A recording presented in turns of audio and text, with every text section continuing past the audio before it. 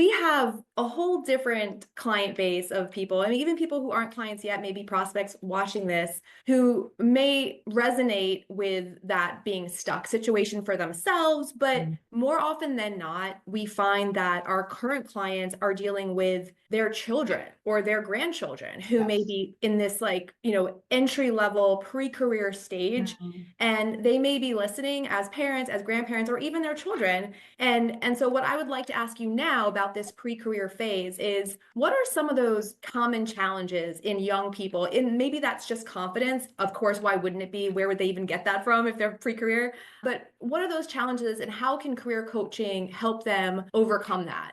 So that's a great question. So pre-career. So now I'm kind of going to go back to when I worked at the university. Students would come to us typically in career services as in their senior year, like literally sometimes 2 weeks before they graduated, and they said, "Okay, I'm ready to start."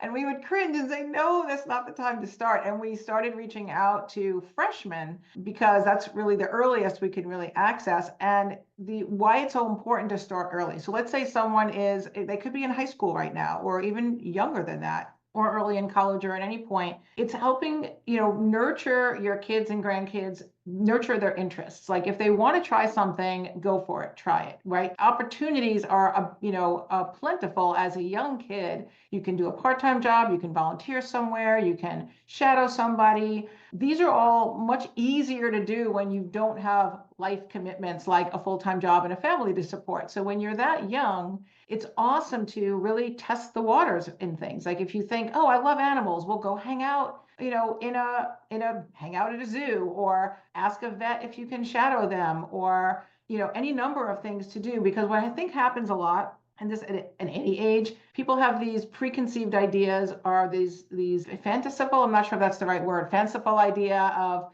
oh, how cool would it be to X, but they don't really know what it's like, the nitty gritty of it, the reality of it. And that to me is the most important. Is I always tell people at any age, if you're thinking about an idea, start at the end and work backward. So think, why would I love to do that? What is it actually that I'd be doing? So let's say someone who's, 15 years old is thinking, I'm really good at numbers. Everyone says I should be doing something with numbers. All right, well, test that out. What are you doing with numbers beyond your math classes in school? Maybe take, not just volunteer somewhere, but join a club, or do something where you can get more involved in the nitty gritty of that thing so that you get to really test it.